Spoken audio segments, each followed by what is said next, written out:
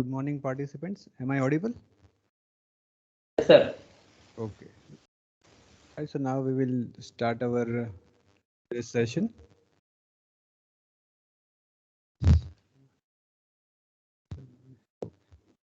Right, so now I am sharing my screen so that we can start our presentation.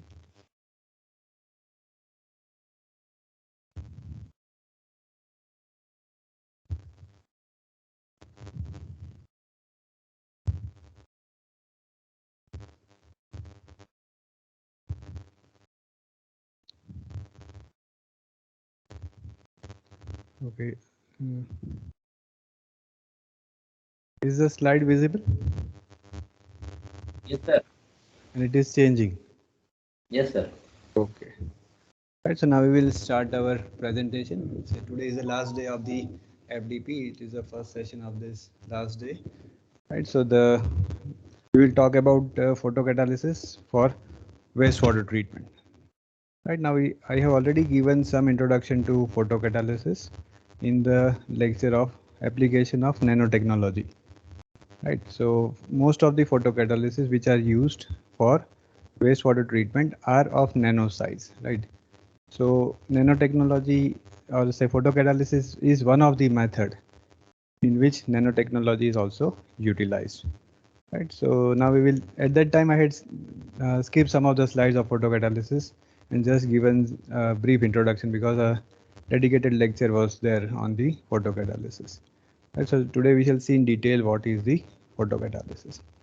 Right, so this is the flow of the presentation. We will just see what is the brief history of photocatalysis, how it started. Then we'll have a basic introduction to photocatalysis and its working principle. And as I told you earlier, suppose if you have remembered, then this is the treatment method in which we can control the pathway for destruction of the pollutant, right? We can do oxidation, we can do reduction also, right? So PCO is photocatalytic oxidation, right? You will find PCO, PCR many times in the slides, right? So PCO is photocatalytic oxidation and PCR is photocatalytic reduction. O is for oxidation, R is for reduction. Right now we will also see some of the experimental setups which can be utilized for this PC or PCR. I will also discuss methodology for using suspended catalyst as well as for using immobilized catalyst, right, which we have generally adopted in our studies. And then we will discuss about few case studies done in our lab. Right, then we will also discuss some of the use of the natural hole scavenger. HS is for hole scavenger. We will see in detail what is hole scavenger, what is the role of the hole scavenger later on. And we will also see how photocatalysis can be done in presence of sunlight, right? Because any treatment method, ultimately economy is involved, right? So if we use some natural hole scavengers, if we can use sunlight, then obviously the cost will get reduced, right? And also the addition of say secondary pollutants. Suppose if you use certain chemicals as whole scavenger, it will be in some form of pollution only, right? It will be some form of pollution. So if we can use some natural oxidants basically as whole scavengers, that problem can also be satisfied or say solved. Right? And then we will see what are the challenges in using photocatalysis and what are the possible remedies to overcome those challenges. Right, so say we will start with the history. It is heterogeneous photocatalysis if we define it technically, because the pollutant and the catalyst both are in different phase. Right, say we are talking about water treatment, right? Then pollutant would be in liquid phase, the catalyst would be in the solid phase, right? So as the phases are different, it will be heterogeneous photocatalysis. And in addition to the water treatment or say wastewater treatment, photocatalysis can also be utilized for air pollution also. But in these slides, I have not covered that. But just for your knowledge, photocatalysis can also be utilized to control the air pollutants, right? We have done such type of practical in our lab because, but that is more related to traffic. So in our college, post-graduation program in transportation engineering is also there. So we have connected both the branches, right? So traffic and pollution control, and we have used photocatalysis for that purpose also. right? But in this presentation, I have not covered the air pollution aspect, but it can be utilized, right? So first, in 1972, Fukushima and Honda discovered splitting of water on TiO2 electrode without using the electricity. If we use anode and cathode, definitely water will split, right? But without electricity also it was done by using TiO2. That was the first application of the photocatalyst, right? We are using light and semiconductor, right? Then in say 1977, it was first used for decomposing some type of pollutant. It was used for to decompose the cyanide present in the water, right? So there are many steps in the history, but I have just covered the two basic say introductory steps where it was first utilized for say water splitting and then first for the pollution control, right? So we will move further. Say now we will see what is basically photocatalysis. This slide was almost the same. It is almost the same. Only some points of advantage are added compared to the previous presentation. Just a minute. I will have to close the door because some civil work is going on. It is causing disturbance. I will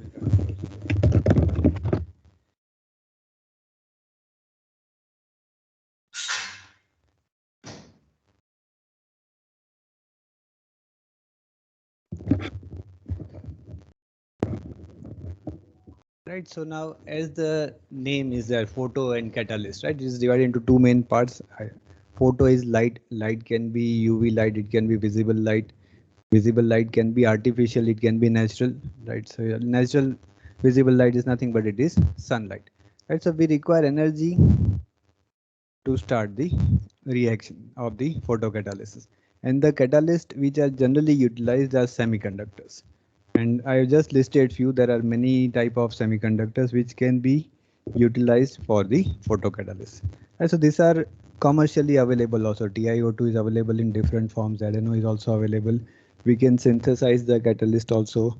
As I told you in the lecture of nanotechnology, different nanoparticles can be combined also to form a new type of the photocatalysis depending upon our requirement. Suppose if you want to use only visible light, then certain catalysts will work only in UV light. Then we will have to modify that catalyst to make them work in the UV ray, visible range, right? So some modifications may be required. So catalysts can also be synthesized in the lab depending on our requirement, right? So these are just few examples. There are many metal oxides which can be utilized as the photocatalyst, right? Then say what are the basic advantages of this method? We can treat any type of the pollutant, right? Suppose say for example in biological treatment we will not be in position to treat the toxic pollutants because the biomass will die, right? But here no biomass is involved, right? No living organisms are involved, so toxicity is not a problem, right? So we can use this method for that purpose also. So actually there is no limitation. We can use this for any type of the pollutant, right? Some pre-treatment may be required, some adjustment may be required, but generally we can use this for any type of the pollutant, right? Then if we follow oxidation or reduction also, complete mineralization can be obtained, right? So suppose if we take an example of say ZVI, right, as I told you last time, if we want to decompose a pentachlorophenol PCB with the help of ZVI, it will result in phenol. Then it will stop. It will not further degrade the phenol in most of the cases. But now if the phenol is there, that is also a pollutant. But if we use photocatalysis, that phenol will also break. Or suppose if it is a benzene, suppose last product is a benzene ring. Ring can also be cleavage by using the photocatalysis, right? So this is the advantage of this method, that a complete mineralization can be obtained, right? And if we use we are using basically sunlight or say light and the catalyst. So reagents are not. Suppose say for example in Fenton process, we will have to use H2O2. We will have to set pH 3. Then only the reaction will occur, right? So H2O2 has to be added. Otherwise, Fenton reagent, it is nothing but it is Fenton reagent. Right? Fe is required. H2O2 is required. But in this method, we will not require that type of the reagents. Sometimes some scavengers may be added to control the pathway, but Suppose if we do not add the scavengers also, then also this reaction will occur, right? But if we want to have a particular focus on only a particular pathway that I will discuss later on, then we may have to add certain reagents, but that reagents are very simple, they are not very toxic, right? Then, as I told you earlier also in this presentation as well as in earlier presentation, suitable pathway can be obtained. That is, oxidation can also be done, reduction can also be done, but then we will have to use certain scavengers, right? So if you want to suppress oxidation, if you want to elevate the reduction, suitable scavengers has to be selected. If we want to do a vice versa, that is, we want to do reduction, we want to suppress oxidation, that is also possible. Even sequential reduction oxidation is also possible within the same reactor. We can do reduction also, we can do oxidation also, right? No need to remove the solvent or say pollutant from the reactor. Same process can be converted into oxidation, right? That will be sequential reduction oxidation. Generally, we follow the sequence of reduction then oxidation. No, we will not follow oxidation then reduction, right? First would be reduction and then it would be oxidation, right? So we can do only oxidation, we can do only reduction. Sequential reduction oxidation is also possible by suitably adjusting the dose of these scavengers, right? Then we can use light, freely available light, solar light, if a proper photocatalyst is selected, right? And the photocatalyst which we are using, the semiconductors, they can remain active for a long time. That means the reusability is quite good, right? We do not have to throw the catalyst after only one use, right? It can be, suppose if it can easily be used for 7-8 times, then if we wash it, if we do certain method of regeneration, again it can be utilized, right? So the life is also long. So these are some of the basic advantages of the method of photocatalysis. Then say just to have a brief idea about the general mechanism of the photocatalysis. Right now, as we have discussed earlier, that we require catalyst and we require light. Right, light can be UV light, light can be visible light, but selection of this light will depend upon this band gap, the gap between these two, that is conduction band and the valence band. Right, this is called as the band gap. Now, depending upon the band gap, we will have to select the energy source. Right now, basically what happens whenever this radiation falls on this, there is an electron and hole pair in this valence band. But due to light, the electron will get excited and it will go into the conduction band. Right, so the reaction is initiated by light. Right? That's why it is called as photocatalysis. In the reaction in the catalyst is initiated by the light. Right, so whenever light irradiation is there, there will be excitation of the electron, it will jump into the conduction band. Right now, this hole which is left in the valence band, actually it should be shown in this, right? In this figure, it is shown in the valence band, right? So this hole is also responsible for the treatment. This electron can also be utilized for the treatment. Right now, this hole will cause oxidation of water. It will form hydroxyl radical, which is a very strong oxidizing agent. I will show you the oxidation potential also later on, and we will compare it with common oxidizing agents which are used in our treatment methods, right? So this hydroxyl radical which is formed, it is a very strong oxidizing agent and it will oxidize the pollutant to simple form, that is CO2 and H2O.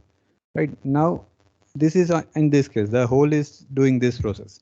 Now electron has gone to the conduction band. Now this electron will cause reduction, right? So as you can see that oxidation reduction both are occurring simultaneously. So if we want to control any of the process, suitable scavengers can be utilized, right? So electron will go over here. Now if we are doing the reaction in an open atmosphere, oxygen will definitely be there. Then oxygen will be oxidized to produce superoxide radical, right? It is O2 radical minus and dot is there, right? So it is called as superoxide radical, right? So this is in molecular form. It is just H2O molecule is given. The same thing is there, but it is given in a different form. But one more thing is there in this figure, that this superoxide radical will also be helpful in in oxidation of the organic pollutant, right? So organic pollutants can be treated by using the superoxide radicals, can be treated by using this hydroxyl radical also, right? Role of hydroxide radical is definitely more compared to the superoxide radical, right? But all these things are responsible for oxidation of this pollutant, right? But if we want to do reduction, then this reaction has to be controlled. If the oxygen is converted to superoxide radical, then the electron would be wasted in that, right? The superoxide radical will not be in position to reduce the pollutant. So if we want to do reduction, then this reaction has to be controlled. And in this upper side, we will have the reduction. We'll see the detailed mechanism of photocatalytic reduction in coming slides, right? But just you remember that, say, at valence band, due to the hole, right, and due to production of the superoxide radical, hydroxyl radical, oxidation of pollutant will occur, right? Hole itself is also a strong oxidizing agent. It can also directly cause the oxidation of the pollutant, right? So basically, say three species are there, which are causing reductive, or say active species are there, which are causing the mineralization of the pollutant. One is hydroxyl radical, which is the main thing. Then say hole itself can cause oxidation, so that can also help. And superoxide radical can also cause oxidation of the pollutant, right? So these three species, reactive species, which are generated due to this reaction between light and the catalyst, are responsible for the degradation of the pollutant. In addition to that, the electron which is there in the conduction band, it will also help in the reduction of the pollutant, right? So due to this light, the number of reactions are initiated and number of species are reactive species are produced, which will cause either oxidation or reduction of the pollutant. Right now, if you see, say, if you survey the literature, then you will mostly find the application of photocatalysis for oxidation only, right? Say if you see 10 papers, you will see around 8 papers for oxidation, hardly 1 or 2 paper for the reduction, right? So say PCR, that is photocatalytic reduction, is relatively now papers are available. It is not that it is a completely new field. Papers are available, but the number is very less compared to the oxidation, right? So PCR, I will focus more on PCR in this presentation, but just the change would be that if we use a suitable scavenger, if you remove the holes, if you can remove holes from the system, then if you are removing these holes, oxidation will stop, or it will be in control. It will be subdued and reduction would be higher. And if you want to do oxidation, then these electrons can be removed and oxidation can be there, right? But for oxidation, generally we do not use scavengers because there are number of species which are causing reduction, right? So without addition of scavengers also, oxidation can be done, right? It will give you good results. But if you want to do reduction, then you will definitely have to use certain scavengers, because we will have to control this hole, right? Because whenever this electron and holes are generated, the life of this is very less, right? They will combine due to Coulomb's force, right? It is just like gravitational force. If we jump in air, we will come down, right? Similarly, if the electron jumps to the conduction band, it will definitely come back to recombine with the hole, right? So if we want to do any, and this recombination is very fast, it is not taking much time, it is in milliseconds, even less than milliseconds, right? So these reactions are very fast. So if we want to use electron, then we will have to reduce the holes from the system, right? So we will have to use certain scavengers. Similarly, if we want to improve the efficiency of oxidation, we will have to remove electron. But there is no need of addition of extra scavengers, because oxygen itself will act as the electron scavenger, right? So if we want to do oxidation, oxygen is the scavenger of the electron, right? So no need of extra reagent. If we do the reaction in open atmosphere, then obviously the oxygen would be there, right?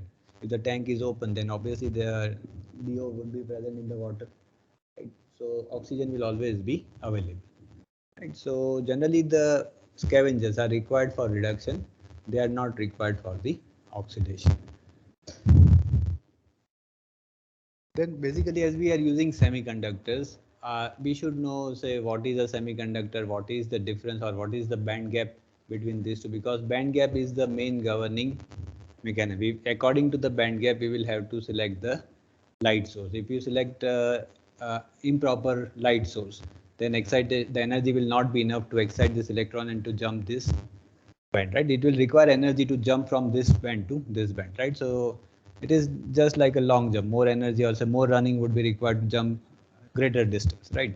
So suitable energy has to be provided. Certain catalysts are active in only UV light, certain catalysts can work in visible light, certain catalysts can work in both the lights, right? So for that, for selection of suitable light source, we should have an idea about the band gap, right? So this is just basic thing which we have studied in school or say in physics in first year, right? So basically there are three type of materials. The insulator may be there, semiconductor is there, and conductors are there. Conductor, there is no gap between valence and conduction bands.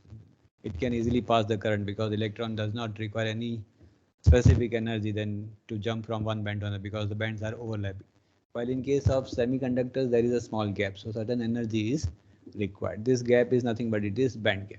Right? But in case of insulator, the gap is so much that even though if we supply the energy, the electron will not be in position to jump to the conduction band, right? So we are using this semiconductors, right? So there is a gap between valence band and the conduction band, and every semiconductor will have a different band gap, right? So this is just, this slide show you the band gap of the commonly used semiconductors, right? So suppose say for example TiO2, which is the most commonly used, right? Then TiO2 is available in anatase phase, it is available in rutile phase, mixture is also available, right? It is better to use a mixture of these two phases, right? Certain commercial TiO2 are available only in anatase phase, certain are available in a mixture, that means 80% maybe anatase and 20% maybe rutile, 90 10 10 also.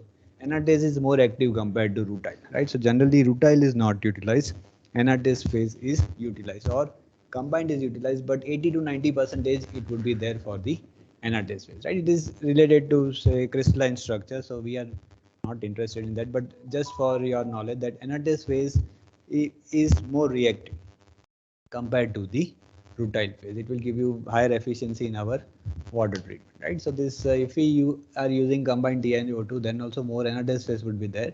So TiO2 is having a normally a band gap of 3.2 electron volt. Right? Similarly, say all the oxides are written over here, which are commonly utilized, right? So say for example Fe2O3, then band gap is 2.1, right? Then say for example SNO2, band gap is 3.8. CDS, ZR, ZNS, ZNO, right? ZNO is the common photocatalyst. TiO2 is also a common photocatalyst. There are CDS. These are some of the commonly used semiconductors. So band gap is shown over here, right? So depending upon our source, light source, we will have the proper photocatalyst. Now, if we know the band gap, suppose say if I want to use TiO2, I know that now band gap is 3.2, right? But then how will I check whether it will be working in UV light or it will be working in the visible light? So some calculators are available online that can also be utilized, or one small formula, a very easy formula is available using which we can judge whether our catalyst will work in visible light or it will work in the UV light, right? So next slide is related to that only. So band gap will be equal to 1240. It is a fixed, it is an empirical formula, right? It is derived, it is available in many book chapters also. You will find this formula in literature also. Say 1240 divided by wavelength, right? Now generally we know the band gap. Suppose say for example in case of TiO2, we know that the band gap is 3.2, right? It is very common, it is easily available in the literature. Band gap of all the semiconductors are known, are available in the literature. And if you want to, if we have synthesized some photocatalysts in the lab, then certain methods are also available to find out the band gap. Say for example DRS, that is diffuse reflectance spectra, it can be utilized to find out the band gap. It is using Tau's formula, right? Tau's formula, there are some constants, right? And we will derive that constants, and we will use that formula. There will be we will measure, it is a one type of spectroscopy only, so we will measure certain absorbance, we will get a graph from that tangent, we can find out the band gap, right? So that method is easily available in the literature, so I have not included in this presentation. So some commercially available semiconductors band gaps are available in the literature, but if you synthesize the semiconductor, then you may have to find out the diffuse band gap by using diffuse reflectance spectra, DRS, right? And the formula which is utilized is Tauk's formula, TAUC, Tauk formula, right? So say example is given over. Generally we know the band gap, so a band gap will come on this side. We are interested in wavelength, right? So wavelength will come on this side. So say for example in TiO2, right? So TiO2 band gap is 3.2. So 1240 divided by band gap, that is 3.2. That means our answer is 388 nanometer. That means TiO2, we will, if we supply the light of any wavelength lesser than 388, this is giving the maximum limit, right? Lesser is the wavelength, more is the energy, right? You must be knowing that 100 nm light is more powerful compared to 400 nm, right? It is 1 by lambda, right? So inversely proportional, right? So we can easily find out by using this formula that for TiO2 we will require a light of 388 nanometer, right?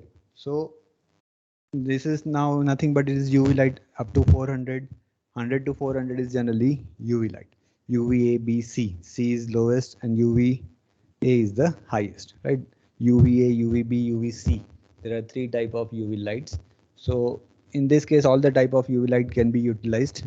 Right? In certain case, suppose if we get an answer of say around 200, then UVA or B may not be utilized. UVC will only be the option, right?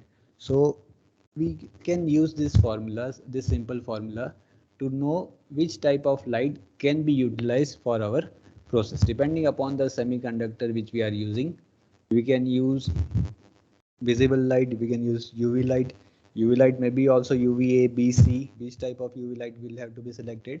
It will be known from this calculation. If we calculate this, then we can easily know what will be the required wavelength. Suppose now if the answer is greater than 400, that means we can use the visible light, right?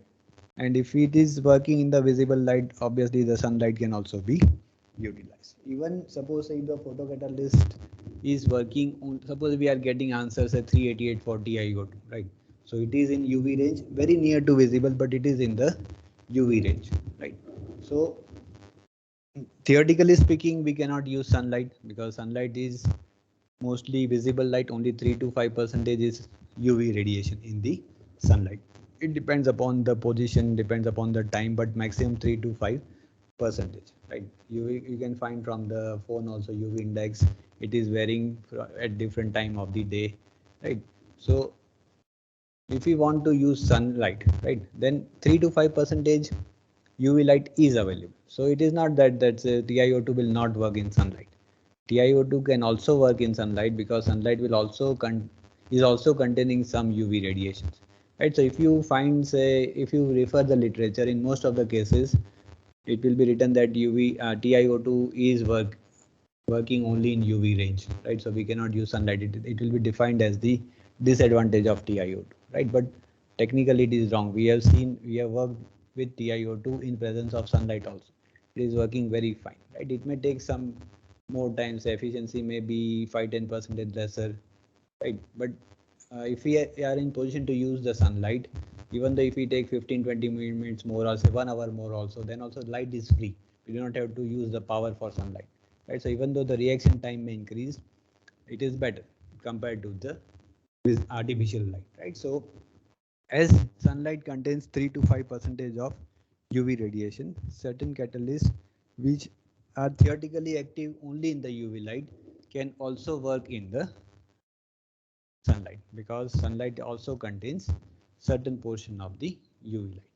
And sunlight, suppose say if we use artificial light, it may be say 300 watt, 450 watt, 600 watt, right? But sunlight, it is very much higher, right? It may be in lakh of watts, right? So even though if 3% of energy can be utilized, then also it will be greater than the light source which we can use, right? So it can work in the sunlight also. So we will see in detail later on how sunlight can also be utilized if TiO2 is used as the catalyst, right? But this equation will give you a basic idea that which type of light is most suitable for a particular catalyst. And depending upon your answer of this formula, you will have to select the possible light source.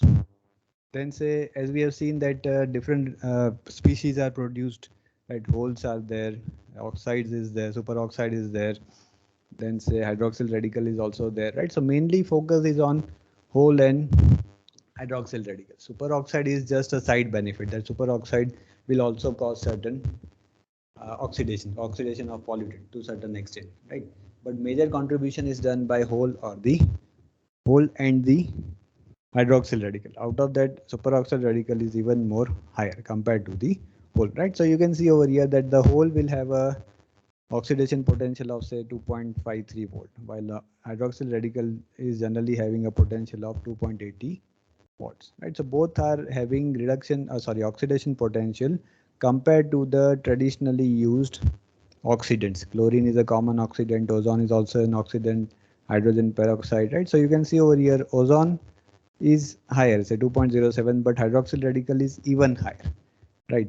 So hydroxyl radical is used in many treatments, right? Not only in this, in suppose say for example in Fenton process, we are also producing basically hydroxyl radical only because hydroxyl radical is having a very high oxidation potential. Similarly in electrooxidation also, we produce this hydroxyl radicals are produced, right? So if we can produce hydroxyl radicals, then obviously the oxidation, the result would be better, faster, because the oxidation potential of the hydroxyl radical is very much higher. Even hole is also having higher potential compared to other traditionally used oxidants, right? So due to this production of this species, we can degrade almost all the type of pollutant. Suppose some pollutant may not be oxidized by ozone, it may require higher oxidation potential.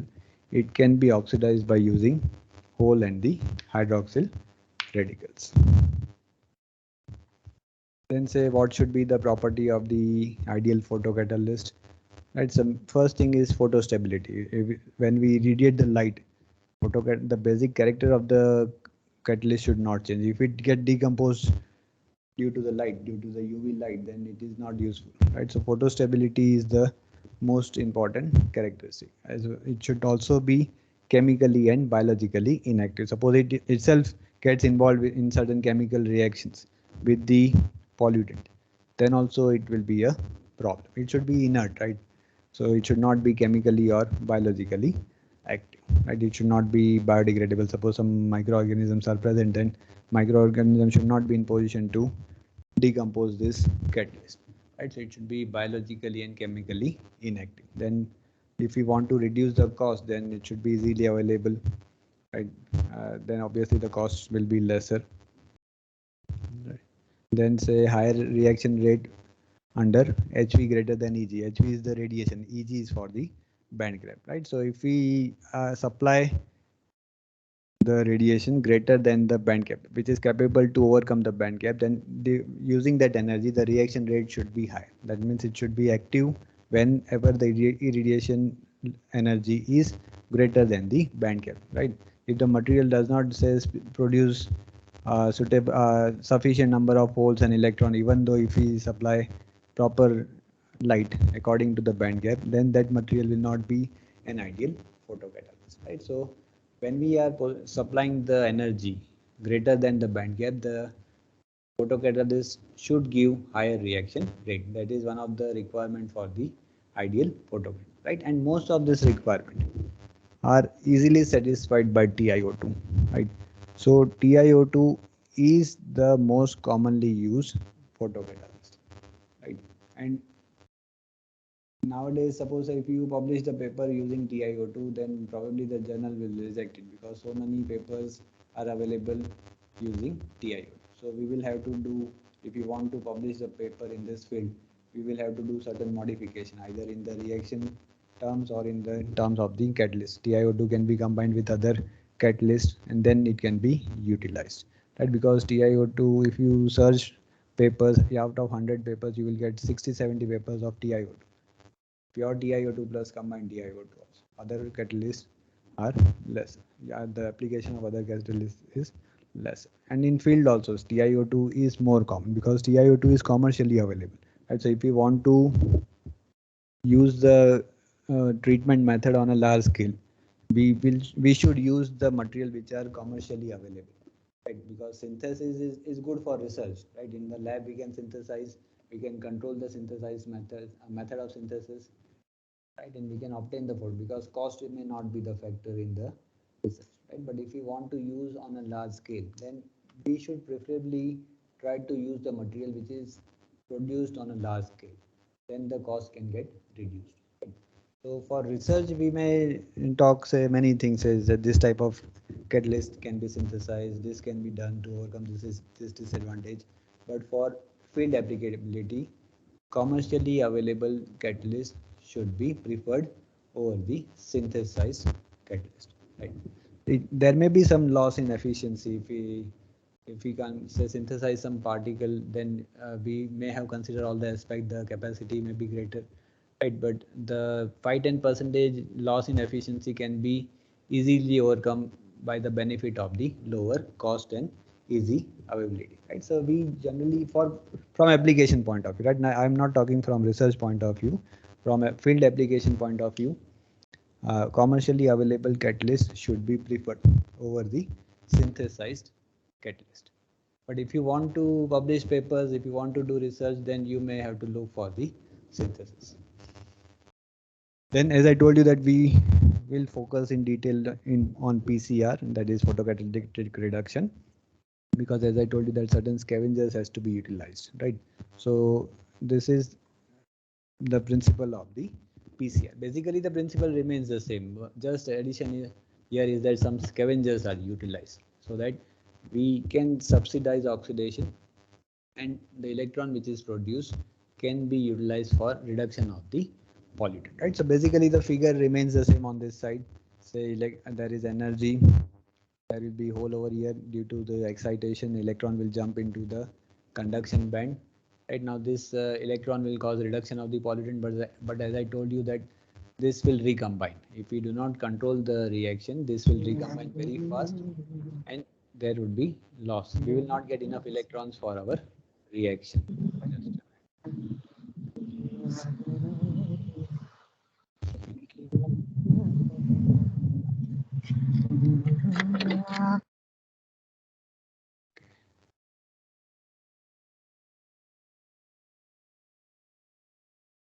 Right, so we want that more number of electrons should be available.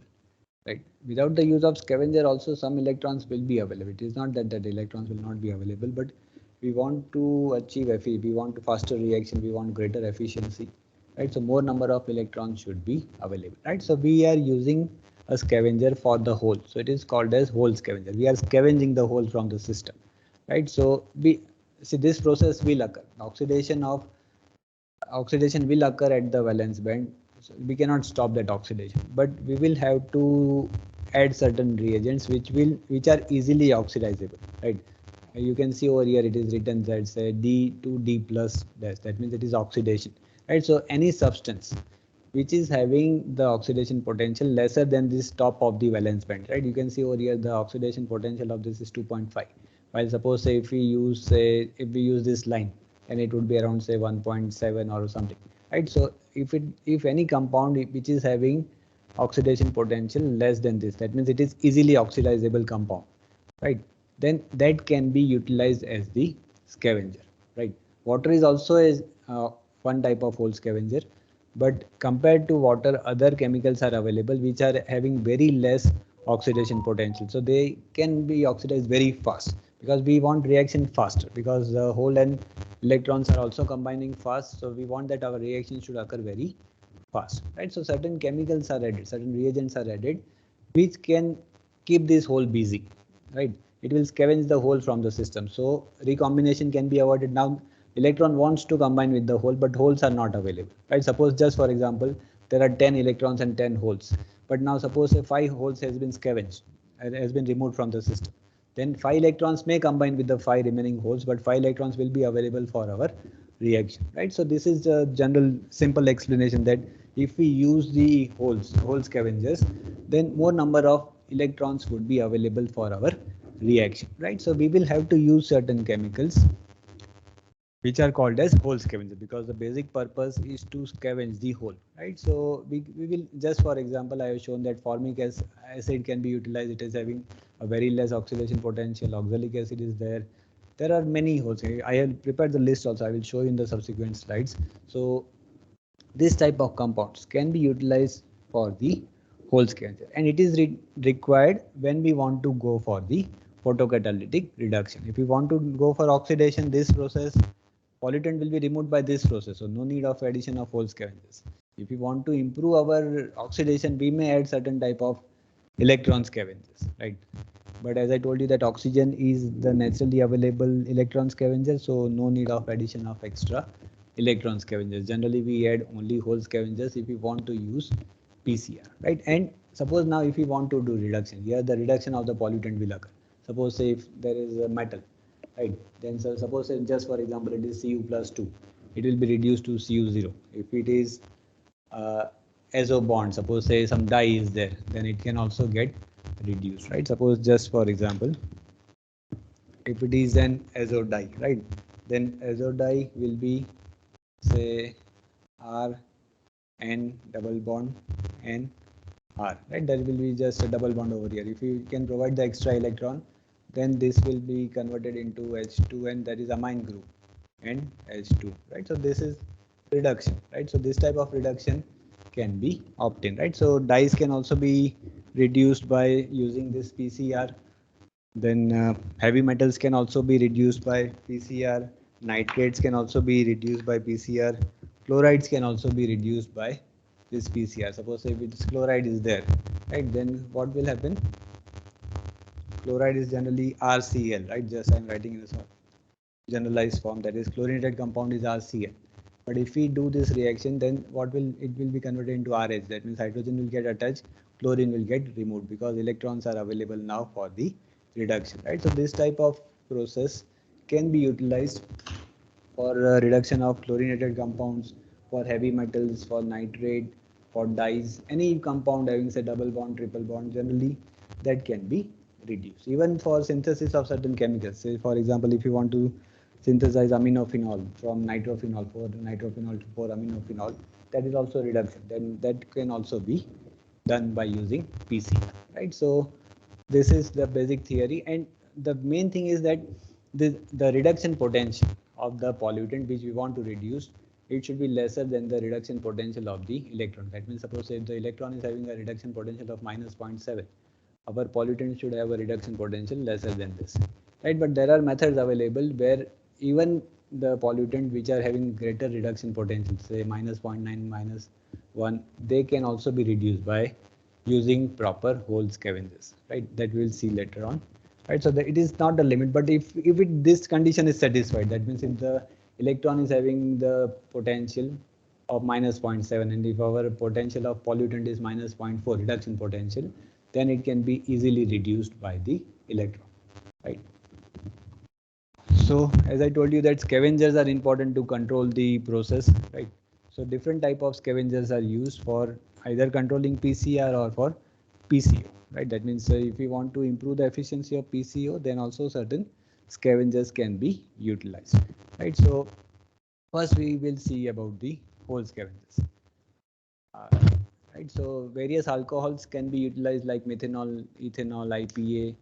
They has been utilized as hole scavengers in the literature. You will find many papers in which methanol, ethanol will be utilized, especially methanol will be utilized as the hole scavenger.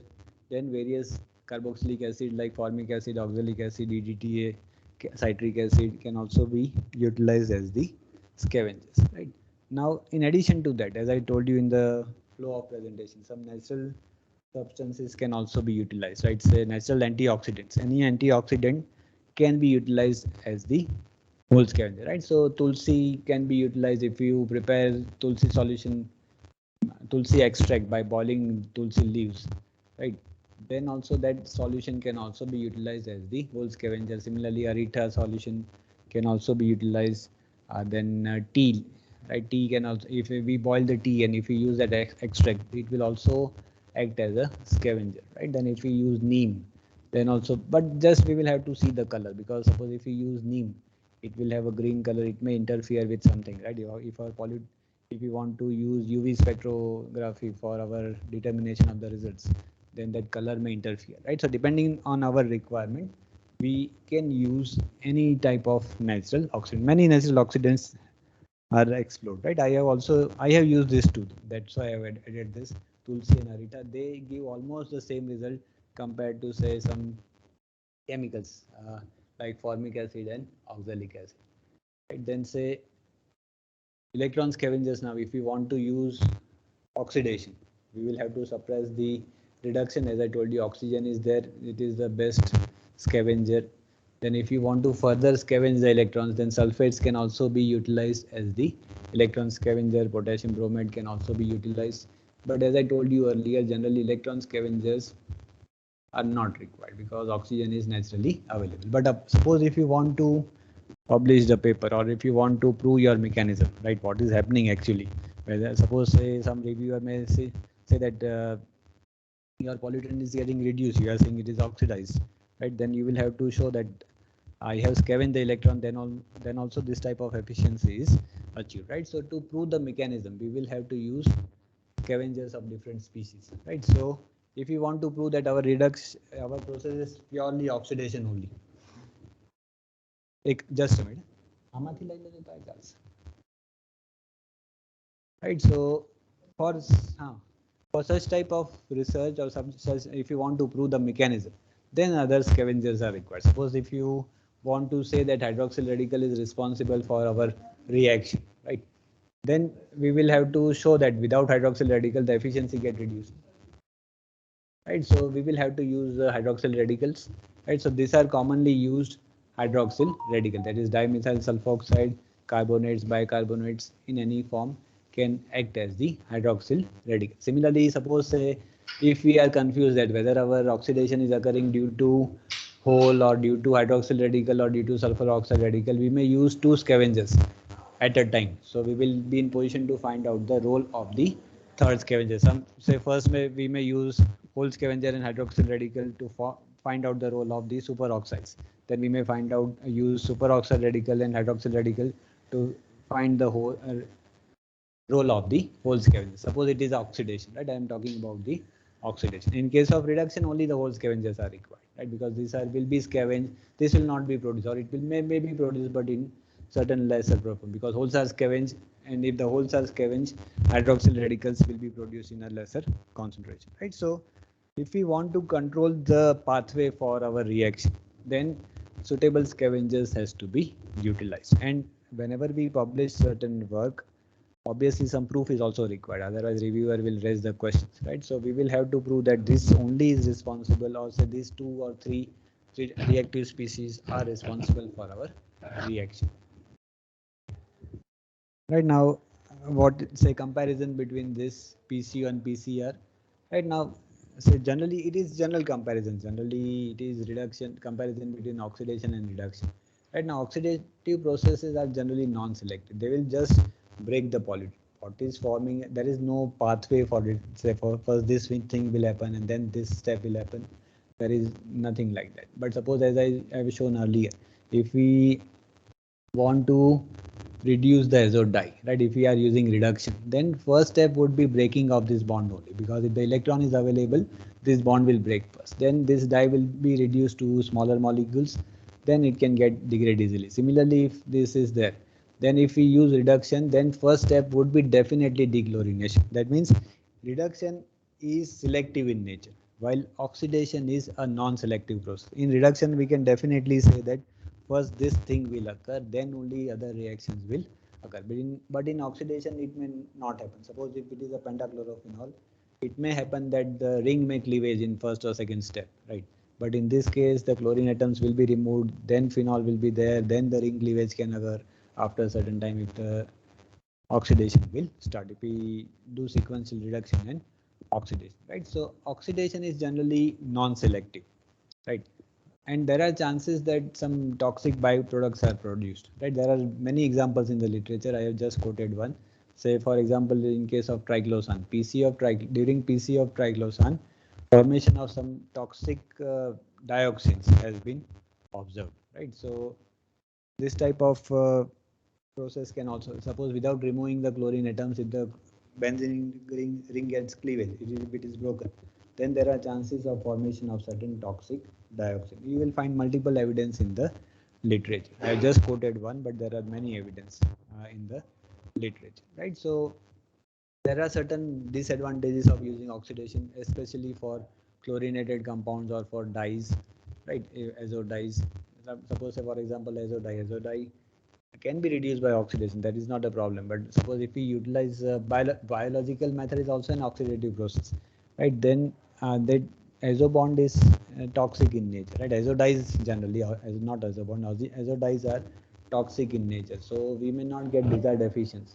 So if we want to use biological process, then generally we will use first anaerobic digestion or anaerobic process and followed by aerobic, because anaerobic process is nothing but it is actually the reduction of the compound only, right?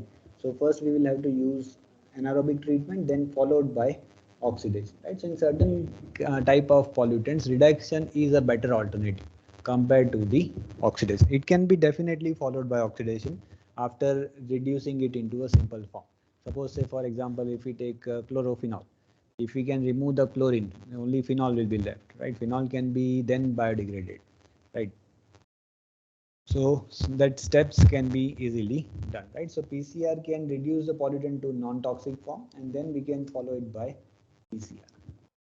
Sorry, PCO, right? So this is that where, and as I told you that compared to PCO, PCR is relatively unexplored. I already told in the beginning that if you see 10 papers only, you will find say 2 papers may of PCR, 8 papers, say probably 9 also in some cases, will be related to PCR. Right?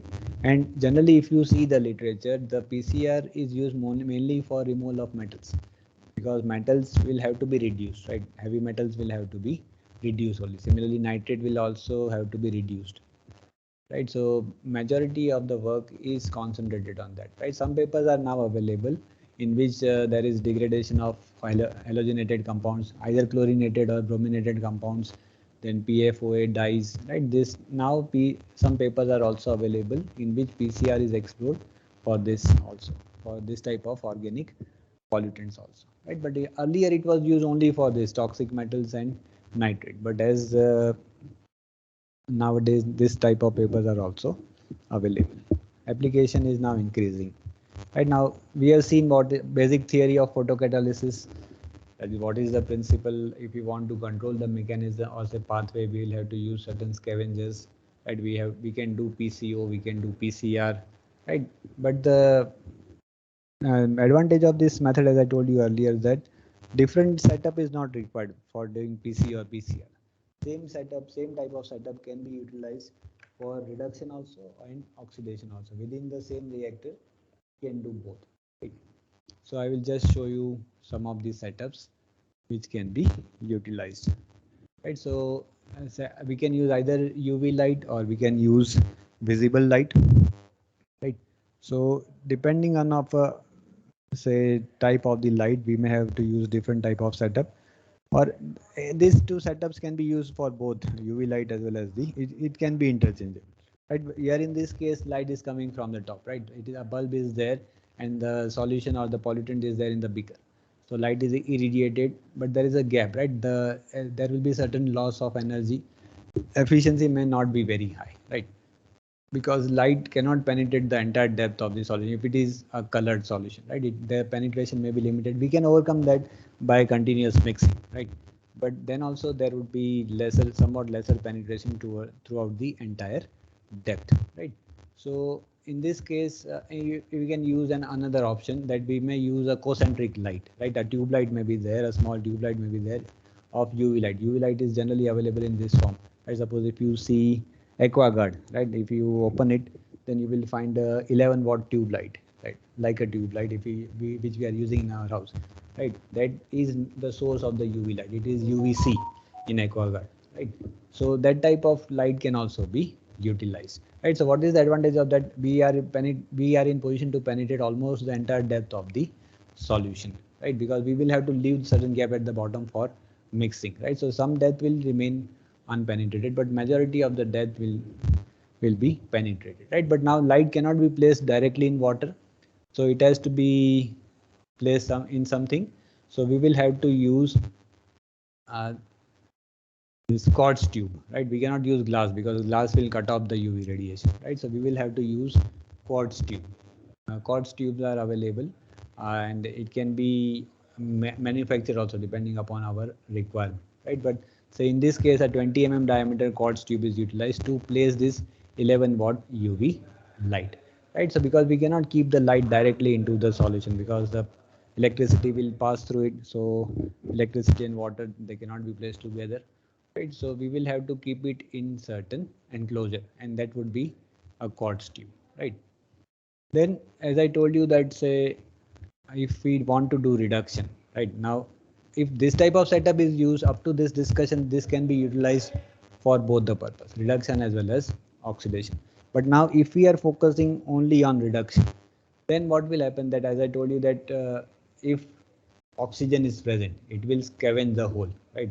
It will remove the holes from the, it will scavenge the electrons from the system. Oxygen is a electron scavenger. You can see over here in the list also. Oxygen is an electron scavenger, right? So if we want to make more number of electrons available to us, then this oxygen has to be removed, right? Then we will have to bubble the argon gas, any inert gas. Nitrogen can also be utilized, argon gas can also be utilized, right? So we will have to bubble this pipe is used, you can see small bubbles that is showing the argon gas bubbles, right?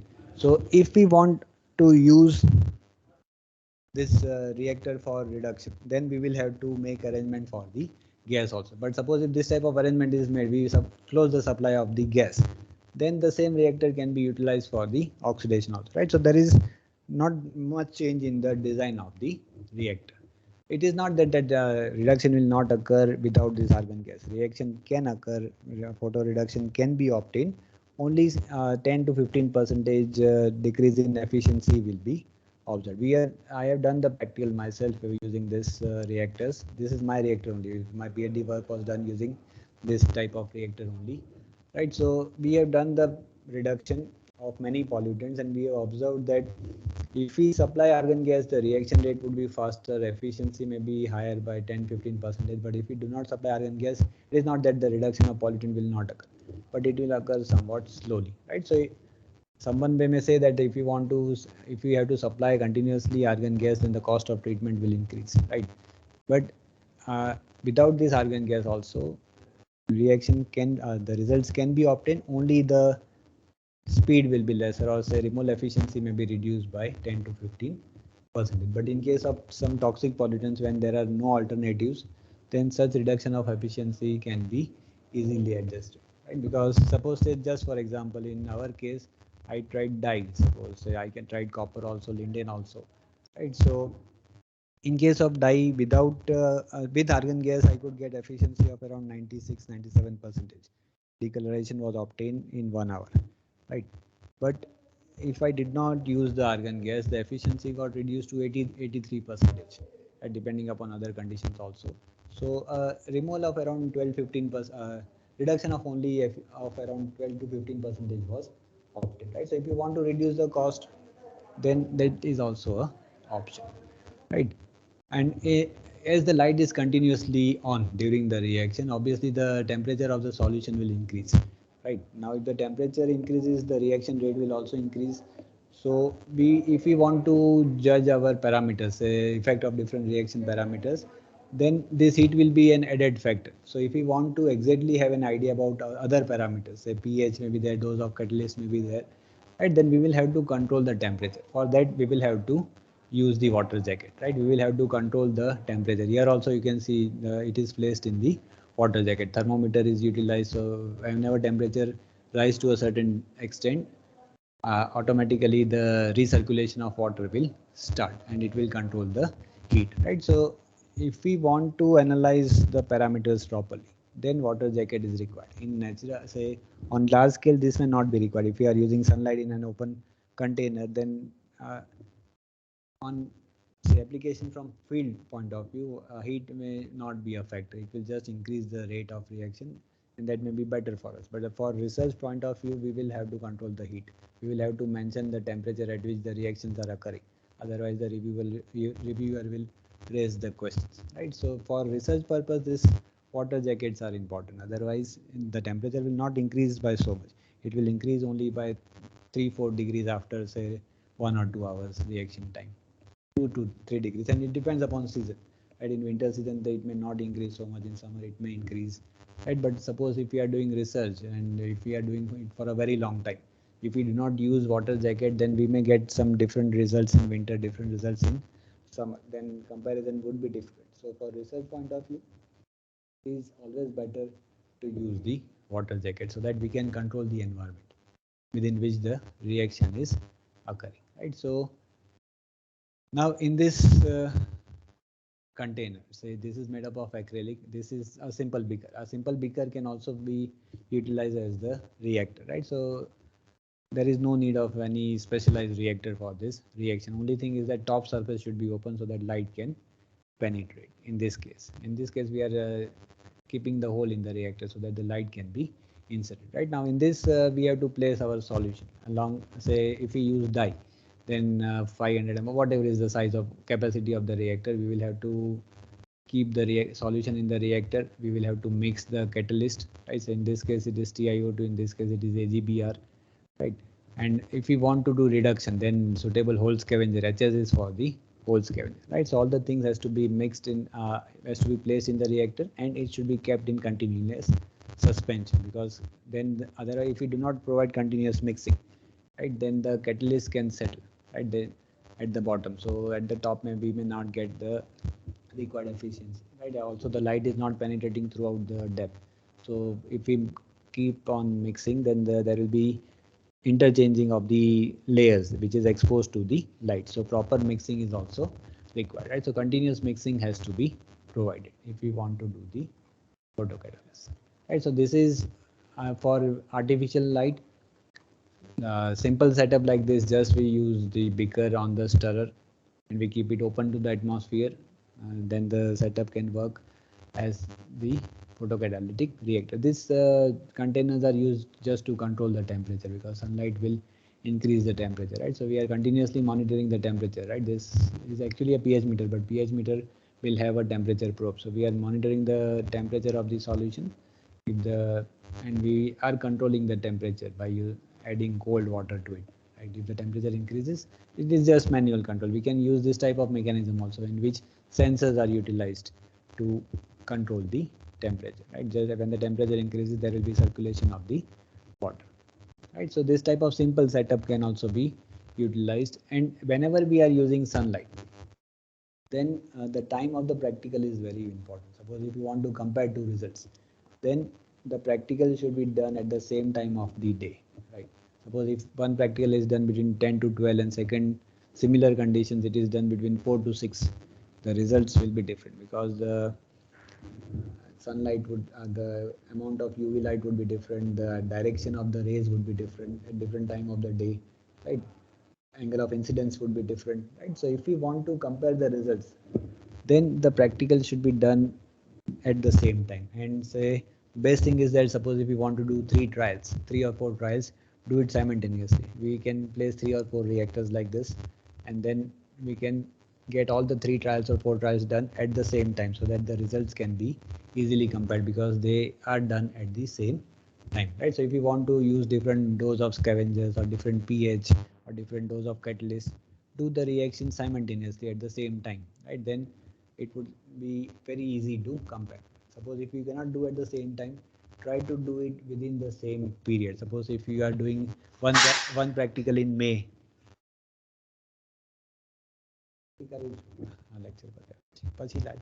right? Right. So if we are doing in May, if we are doing in say December, the seasons are different, the temperature is different, the angle of sun would be different in summer and winter at a given time, then that results are very difficult to compare, right? So whenever you are using sunlight, try to do the practicals within the same season. Say if you not on that same day, at least within that same week or say within a fortnight, so that the temperature conditions of the season will remain almost the same, right? One practical in May, one practical in December, there will be lot of variations, right? Then say this is just a general protocol which is followed for doing the practical for PCR, right? As I already explained, say we will have to take a suitable volume of dye or any pollutant solution. We will have to add photocatalyst. We will have to use Hole scavenger, and if PCR is there, we will have to use argon gas. Then pH adjustment may be required. If it is, we have to monitor the pH also, because pH will also play an important role. Right, so pH adjustment, if required, it has to be done. Then whenever we do the practical of photocatalysis, we do not switch on the light immediately, because whenever catalysts are added into the system, right, there will be adsorption, deadsorption will occur simultaneously. So we will have to wait for that equilibrium to achieve. Right, there should be an equilibrium between absorption and deadsorption. Right, so we will have to wait for 20-30 minutes, and that is called as dark adsorption, because we are not turning on the light. Right, so we will have to optimize that time, right? It is not fixed that we will keep it for 20 minutes or 30 minutes. We will have to try for different duration. We may keep it for 10 minutes, 20 minutes, 30 minutes, 40 minutes, and we will find that, say, suppose in 20 minutes we find, say, 20% of pollutant is getting absorbed. In 30 minutes, say 30% of pollutant is getting absorbed. Then we keep it for 40 minutes, again it remains 30 or 31%. If we keep it for 60, it increases hardly by, say, 31, or it remains constant. Then we can say that now beyond 30 minutes there is not much change in the adsorption. Then we can select that time for our dark adsorption, right? So we cannot turn on the light, Sam, because actually the photocatalyst is a surface phenomenon. It occurs on the surface or very near to the surface, right? So we will have to provide certain time so that the pollutant and the catalyst can come closer to each other, and as we switch on the light, as they are already closer to each other, the reaction will start very fast. And I will show you within 3-4 minutes also, we uh, we could obtain 80% of decolorization of the dye, right?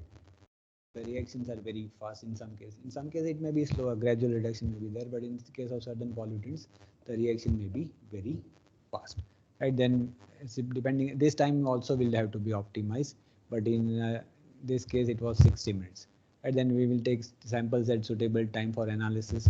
Now as the TiO2 is in suspension, now if we want to analyze the sample either by UV light, visible spectrophometer, or LCMS, we will have to we will need a clear sample, right? So sample has to be centrifuged, and only the supernatant has to be analyzed, right? Because otherwise this particle will interfere in our analysis, right? So the samples has to be centrifuged, and then analysis can be done depending upon the type of the pollutant, whether we want to determine only the decolorization or we want to see the intermediates which are produced, right? So we can use UV visible LCMS. Suppose some chlorinated compounds are there, we can use GCMS also, right? So depending upon our pollutant, we will have to use suitable analytical method. Right now, as we are concentrating on PCR, right now, selection of PCR is very important, right? Selection of Hole scavenger is very important in PCR, right? So proper Hole scavenger will give you good results. If the selection is not proper, then we may not get the good result, right? So you can see over here in this study, oxalic acid, formic acid, methanol, IPA, all these things were utilized as HS in same concentration. Then only we can compare it, right? So you can see the different graphs for this, and then you can see that for oxalic acid we are getting maximum removal, right? And for, say, methanol or, say, propanol alcohols, it is getting the lesser removal. But then also in worst case also almost 84% decolorization was obtained, right? Even when no HS was used. Here this line, greenish yellow or yellowish color, here also the removal is there, right? No HS means it is oxidation. We are not adding Hole scavenger, so oxidation will occur. Oxidation will also cause the destruction of pollutant, right? So it is not that only PCR can cause decolorization. PCR, PCO both can cause decolorization, right? So no HS is also giving good results, right? So we can, from this graph, we cannot say that, say, this is the best scavenger or this is the best scavenger. We will have to see the intermediates which are produced. We will have to analyze the sample, and then looking to the sample, we can say that whether the reaction pathway is oxidation or the reaction pathway is reduction, right? So we will be in position to judge only by analyzing the sample. If you see only the percentage removal, all the removals are greater than 84%. 84% is a very good removal efficiency, right? Good decolorization or efficiency. But we want to do reduction only in this case, right? Then we will have to analyze the samples and we will have to see the intermediates, right? So now suppose say when we are analyzing the sample, right? Now you can see absorbance spectra for both the cases. This is for PCR, this is for PCO, right? But before seeing this, this is the structure of the dye, that is RB5. Right now, if we supply electrons, that means in reduction, this bond will break, this two azo bond will break, and these two compounds will form. Right? In simple commercial form, this would be H acid, and this would be VS, vinyl sulfone and H acid. This technical name would be different, but in simple form, this would be H acid, this would be vinyl sulfone, right? So if reduction is there, then this compound should be there, should be detected, right? And if oxidation is there, then it may be possible that this compound may be detected, this may not be detected, right? Now in this case, now if we see this case, as the dye is getting decolorized, you can see that absorbance spectra at 254, it is increasing. Here in this case, there is no specific peak for 254. It is there in very small peak, but it is not increasing so much. Here it is gradually increasing, right? Moreover, now if this is increasing, that means if we check it by, if we take VS, pure VS, and if we absorb the spectra, then also it will give a wavelength of 254, right? That means we can say that at 254 nm, VS is produced. That means this compound is produced, right? That means if this is produced, it is due to the cleavage of this azo bond. So we, by looking to this, we can say that this is reduction, this is oxidation, right? And you can see over here that this peak is increasing. That is not, there is no doubt about that, but it is increasing only up to 3 minutes. If you see the color properly, it may not be visible over here, but these are the samples at different minutes, 0 minute, 0.5, 1, 2, 3. Up to 3 minutes, this peak was found to increase. That means the cleavage was occurring at a very fast rate, it is increasing. But after some time, this started to decrease. That means the production, the destruction of VS is now at a faster rate compared to the production, right? So after the complete 1 hour, VS was also very less in the solution, H acid was also very less, and RB5 was also degraded, right? That means intermediates which had been produced were also degraded in subsequent process, right? So up to 3 minutes, what was that? The VS formation rate was very high compared to the destruction, right? So we found increase in the peak of the VS, but after 3 minutes, that start to decrease. That means the intermediate which are formed are also now getting either oxidized or reduced. Then we will have to see exactly what is happening, but it can be oxidized, it can be reduced. Suppose now if the concentration of Hole scavenger is getting reduced, then the reduction will get suppressed gradually, and then oxidation may take over, right? So either if we provide sufficient concentration of Hole scavenger, then the reaction will be PCR throughout. If the concentration is not sufficient, then both the things can happen, right? PCR up to some extent, then PCO will take over. Both can happen simultaneously for some time, then one will take over the another, right? So by looking only to decolorization, we cannot say whether it is reduction or oxidation. By determination of intermediates only, we can say that whether it is oxidation or reduction. Similarly for chlorinated compounds also, right? We can find dechlorination can be done by oxidation also, by reduction also. But if we determine the intermediates, then we can find out the possible pathways, right? Then say now this is PCR, PCO, right? But now if we want to select the HS, we have seen over here that all the HS gives almost good removal. But which HS is better, which is not better? Efficiency point of view, oxalic is better compared to other, say methanol or IPA, but say this is only 12%. Somebody can say that I want only 80% efficiency, methanol is good for me, right? But we will have to analyze this intermediate also to judge the better HS, right? Same thing is utilized over here. When oxalic acid was used as HS, we can see a prominent peak of VS, while in this case there is some peak but only small. That means methanol is not having that much capacity, also the reduction potential problem is there, right?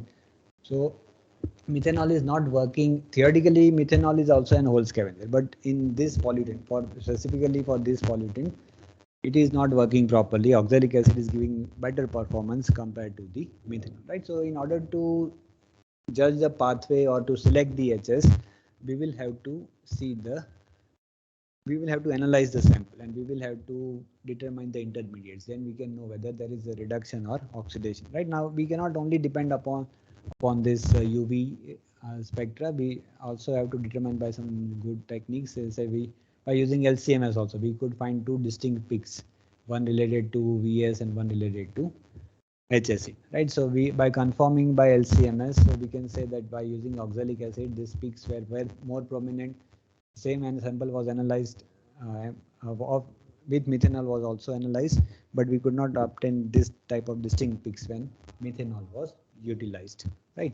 So by this way we can judge the pathway or we can select the suitable edges, right? And we will, it is not that every time oxalic acid would be better or some methanol will be better or some, depending upon the type of the pollutant, because every pollutant will require different reduction potential, right? So some whole scavengers can contribute in other way also, right? So sometimes EDTA would be better compared to oxalic acid also in certain pollutants, right? So now why oxalic acid is having better results compared to methanol, that may be a question, right? Because electrons will be available in both the case, holes are scavenged by both the scavengers, right?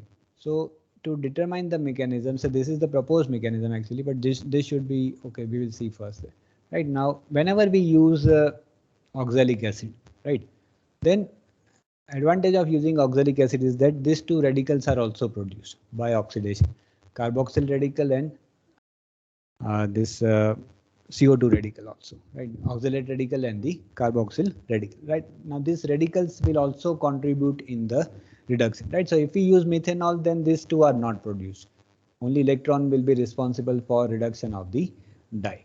But if we use formic acid, then this carboxyl will be produced. If we use oxalic acid, this will also be produced and this will also be produced, right? So by using this carboxylic acid, we are producing more reducing species, right? These radicals are also produced, right? The carboxyl radical and the oxalate radicals are produced, which will result in better reduction of the dye, right? So this is the answer why methanol was not able to produce this type of distinct peak of VS compared to the oxalic acid, because in case of methanol only the electron would be there, right? While in this case oxalic acid, all the three together will be responsible for the electrons. Right now, if you compare the reduction potential, right, the electron will have a reduction potential of around 0.5 to 0.7, right, at pH 7, right? The pH is different, it would be different. But this radicals, say carboxyl radical has a reduction potential of minus 1.8, very much higher to electron. Oxalate radical has a reduction potential of minus 2.1. Right, so you can see that the reduction potential of these two radicals are very much higher.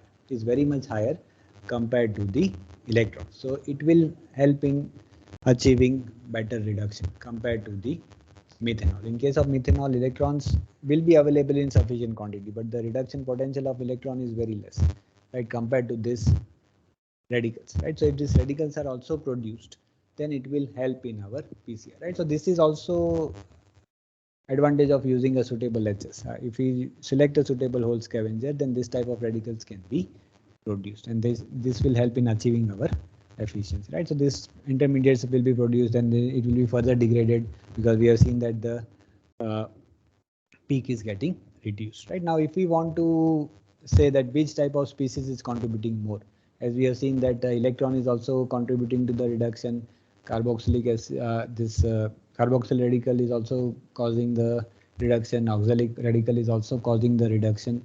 Now if we want to know the role of each, right, then we will have to use certain scavengers again, right? So we will have to use certain electron scavengers so that we can know the role of these two radicals.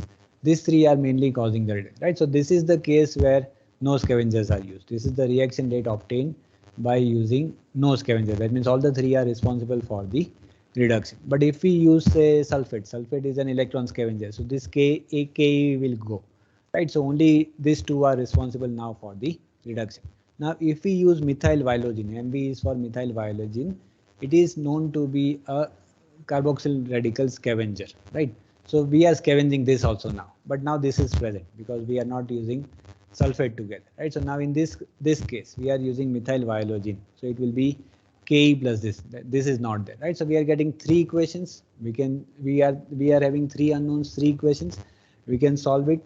So by solving this, we get this answer. So from this, we can say that contribution of electron is 47%.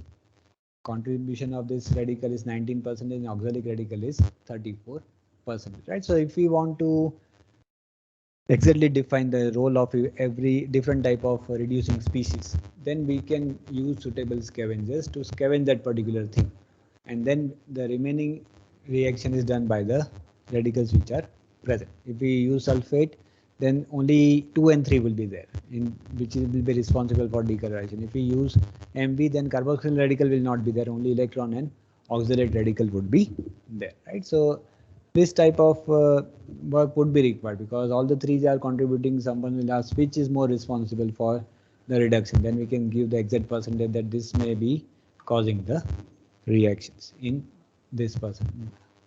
Then say whenever we do any chemical reaction, certain parameters are important. So here the photocatalyst, the dose is very important, because if we increase the dose up to certain extent, it is not that if we go on increasing the dose, the reaction rate will increase, right? Up to certain dose, the reaction will increase. You can see from the graph, say from 0.25 to 1, the reaction rate is increasing because more number of sites are available. More is the TiO2, more number of active sites are available for reaction.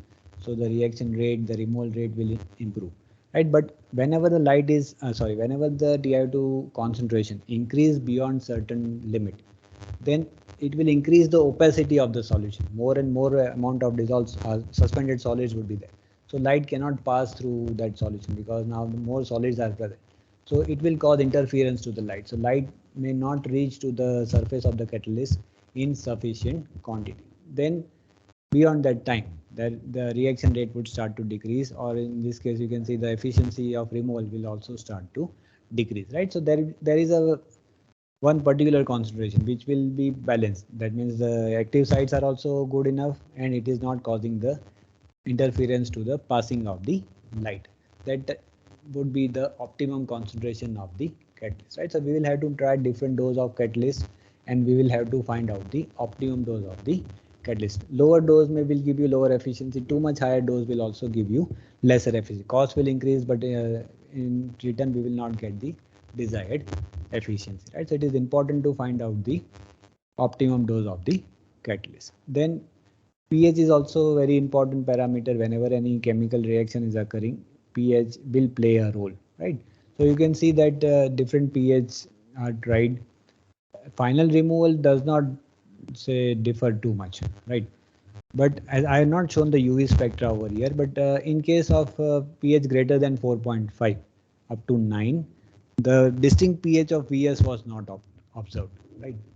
In pH less than 4.5 up to 5 it was observed to certain extent, but not very prominent like 2.8 or 3.5, right, or 4, right?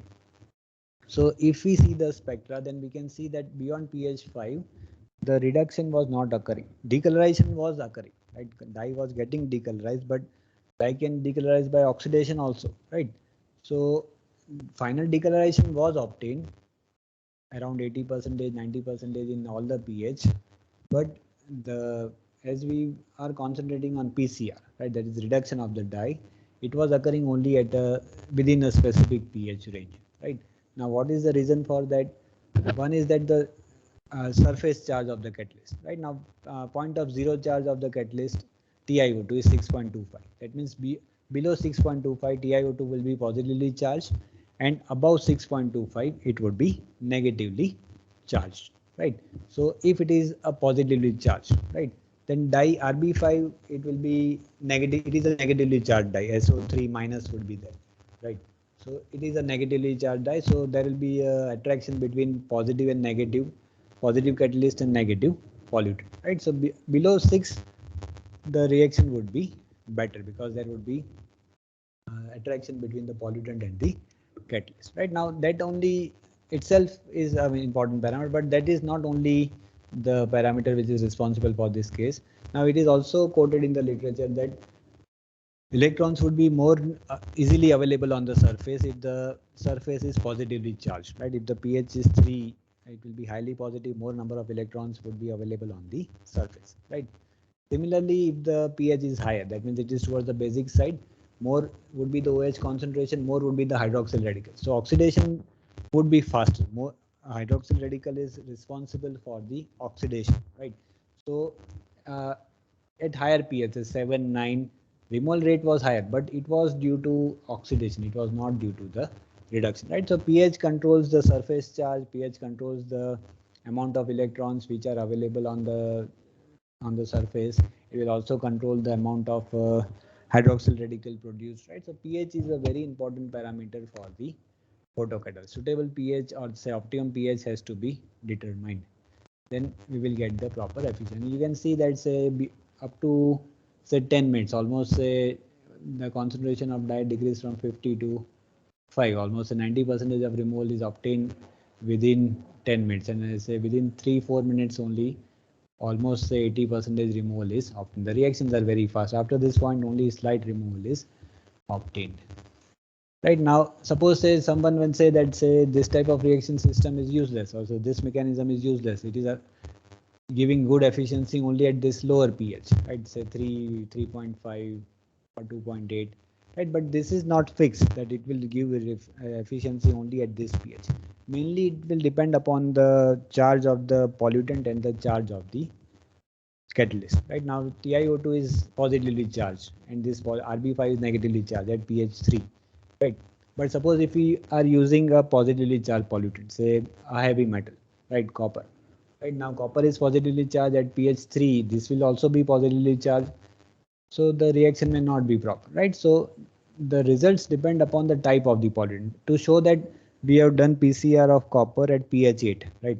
Because somebody will say that your system is useless. It is working only in this acidic pH range. It is not working in say neutral or basic pH range, right? So to prove that wrong, we did PCR at pH 8 and we found that 90% of removal of copper could be obtained. And this was done by using natural hole scavengers like Tulsi and Arita. It was part of a different study, but it was satisfying this objective also. Right now, to confirm that say it is either one of the reviewer asked that say suppose if all the Cu plus 2 is getting adsorbed, then in the liquid solution you may get very less copper, right? But the copper on the catalyst can be in Cu2 form. Prove that it is Cu0, right? It is not Cu plus 2. So to prove that we use ammonia solution because ammonia buffer at pH 10 it will form CuNH3 complex and it will be blue color, but it can form a complex only with Cu plus 2, right? So if we resuspend the TiO2 particle and if we add ammonia buffer, then if Cu2 is present, then it will give blue color. And if Cu2 it is present it in Cu0 form, then it will be remaining in white color also, right? So it was one of the comment in our paper when we submitted the paper. The comment was asked that prove that it is C0 only, it is not Cu plus 2. So we had to do this thing to prove that it was Cu 0, not Cu plus, because Cu plus is not reduction, Cu0 is reduction, right? So what I want to show is that the optimum pH will also depend upon type of the pollutant. Some pollutant may give good results in neutral or say basic range, some will give you in the acidic range. It is not it is not like say this Fenton process that it will give result only at pH 3 or 2.5, 3.5. This depend upon the type of the pollutant, right? It can work in all the range depending upon the type of the pollutant. Then just to know say effect of as I told you earlier that a different type of TiO2 is available in the market. So we wanted to compare the efficiency of P90 and P25. Almost it gave the similar results, but in literature you may find that in certain cases P90 gives significantly higher result compared to P25. but that is the case in which the adsorption is very high. You can see over here, this is -30, it is dark adsorption, right? So you can see only it is less than 5%, 5 to 10%. Right, so here adsorption is not very significant. Right, the dye particle may be near to the TiO2 surface, but it is not getting adsorbed on the TiO2 surface. Right, so P90 is having a greater surface area compared to P25. So if we are using certain type of pollutants where adsorption may be higher, right, then P90 will give you greater results compared to P25, because P25 is bigger in size compared to P90. But here the almost it is the same type, right? Because here the adsorption is not very significant, right? So this also depends upon the type of the pollutant, right? And depending upon the type of the pollutant, we will have to select the suitable TiO2. Once we have बाणु बंद कर देते हैं lecture में आवाज. Right, now just to compare the results, it is just comparison that you can see over here that say this is reduction, right? Same pollutant is there. You can see that the removal rate is also higher, right? And the percentage also, and the reaction rate is also higher compared to most of the methods. Either it is electrocatalytic reduction or bimetallic system or electrocoagulation or biological process, right? So we can see that this system is very fast. It is giving good removal rate. Right, now just to show you that some natural hole scavengers and sunlight can also be utilized for photo reduction of different pollutants. Only the results are shown over here. Right, and the practicals are done using two different size of reactors. So one was done only in a simple 1 liter reactor, which 1 liter beaker, which I had shown you earlier. The top surface area of that would be 95 square meter. Right, so to study the effect of the surface area, more is the surface area, more surface would be exposed to the sunlight. So the practical work done on using the bigger reactor also, right? So you can see the difference that when we are using the bigger size reactor, there is increase in the efficiency. In some case it is very much higher, in some case it is somewhat higher or marginally higher, right? So more, if we select a type of a reactor which is having a greater surface area exposed to the sunlight, then greater reaction can be obtained. Right, now why we are using this sunlight and natural HS, because we wanted to show that this type of reactions can occur naturally also in the water bodies. Right, now you must be knowing that say TiO2 is a very common substance. It is used in different building material also, in beauty care products also, in sunscreen also you will find TiO2, in toothpaste also you will find TiO2, right? So TiO2 is entering in our water bodies. If you check the water bodies, you will definitely find certain concentration of TiO2. Right, now in case of water bodies, TiO2 is present, pollutant is also there, sunlight is also there, right? So the natural reaction will occur, right? But suppose now if whole scavengers are not there, right, then oxidation will occur. If certain scavengers are there, then reduction will occur. Right, now as I told you earlier that say oxidation is dangerous. Oxidation may lead to some toxic intermediates, right? So we wanted to show that some natural large water bodies can also act as the reactors, natural reactors, in which PCR will go on and on if certain type of whole scavengers would be produced, will be present. Right, now suppose Arita, Tulsi, these are very common household items. Suppose Arita is used for washing the hairs, Tulsi it is used for religious purposes. Right, so this will be definitely found in the wastewater. Right, similarly in the wastewater we will find some many antioxidants, because antioxidants are used for many purposes. Even say sewage may be used as a whole scavenger. Humic acid, which is found in the natural water bodies, can also act as the whole scavenger, right? So after based on this study, we could say that this water body contaminated with TNPs, that is TiO2 nanoparticles, in which there is industrial discharge, domestic discharge, that is source of some organic. See, the whole scavenger is nothing but it is organic matter only, easily biodegradable organic matter that can act as the whole scavenger, right? So if TiO2 is not present, then also this reaction will occur. But sorry, if TiO2, if this is not present, just for example, then this reaction will occur and it will be oxidation. But if this is there, then this will act as the whole scavenger. This waste will act as the whole scavenger, right?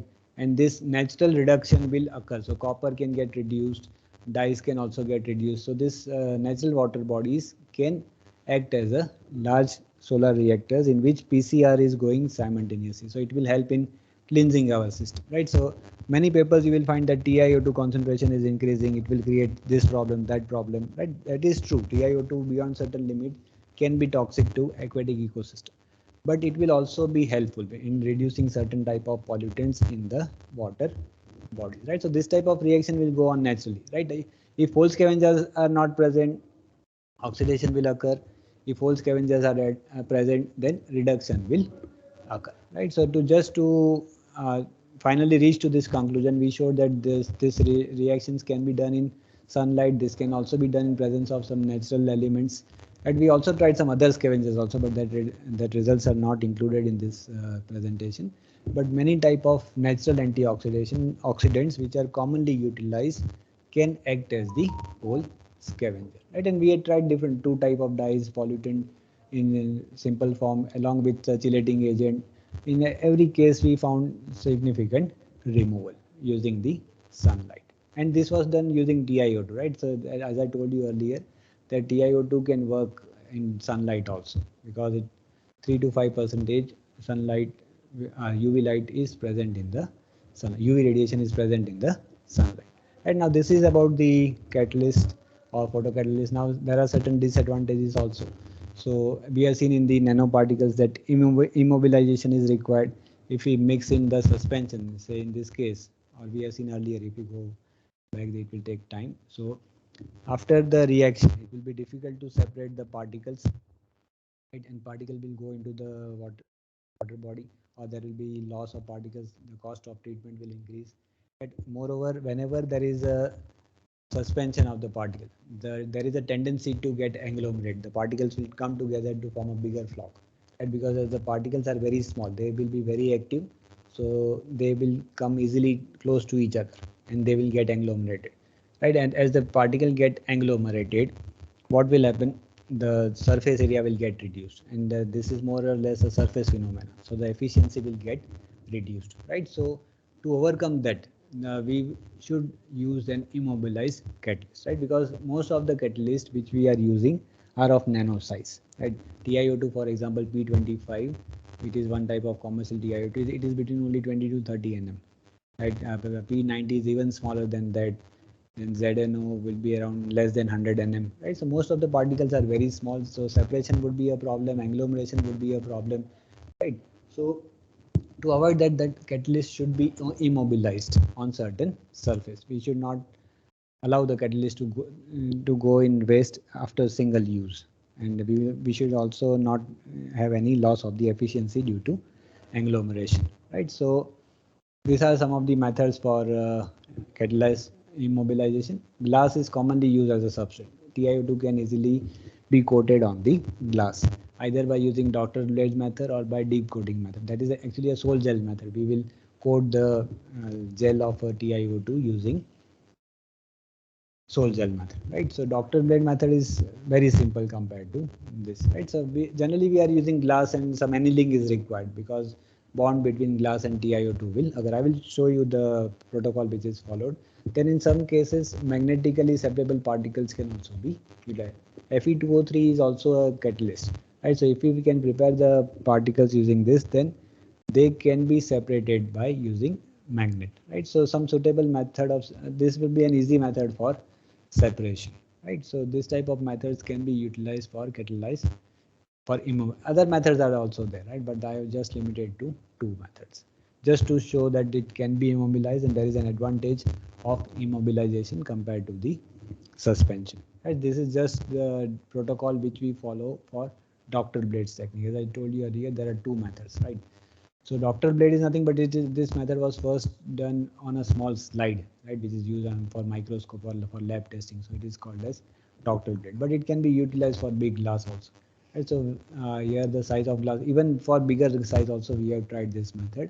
So we will have to prepare, first the glass is washed by methanol, right, because we want glass to have active surface of having OH ray, right? Because there will be proper bonding between the TiO2 and the glass. Then we will prepare the paste of TiO2 by distilled water and acetyl acetone. Right, we will further dilute the paste.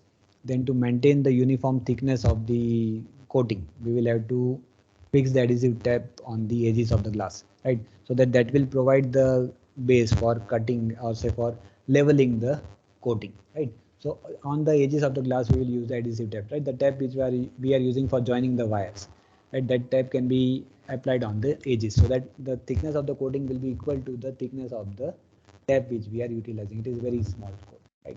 Then this the paste is smeared on the glass. We are leveling the coating, and then we are to dry it. We keep it in oven for 10 minutes, and then for annealing we keep it at 450 degree for 30 minutes in the muffled furnace, right?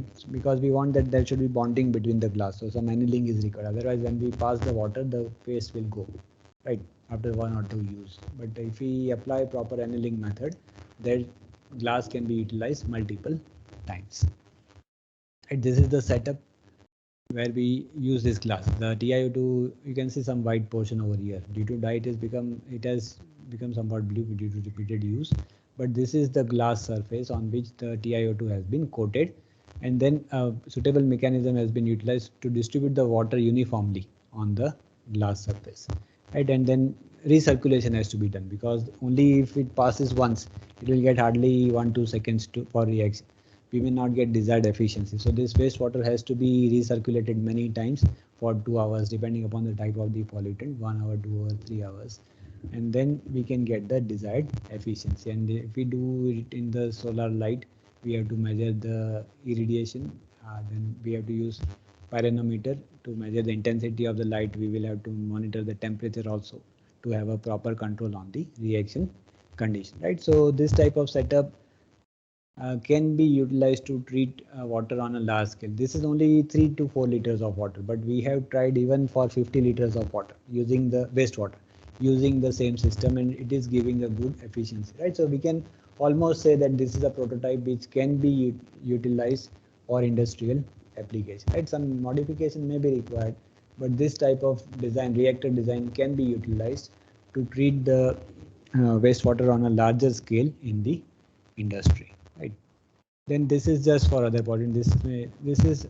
This cover almost all the basic things of this, just to show that linden was also degraded, but then the HS used was different, because as I told you that HS may not, some HS may be good for certain pollutants depending upon the reduction potential required, right? So when we used earlier, in case of dye, oxalic acid was giving good results, but in case of linden, we had to use EDTA. Oxalic acid was not giving as good results compared to EDTA, right? So you can see almost 100% of linden is getting removed in 90 minutes. And to confirm that reduction is occurring and chloride ions are formed, we also measured chlorides during simultaneously. You can see the linden is getting reduced, chloride is getting increased, right?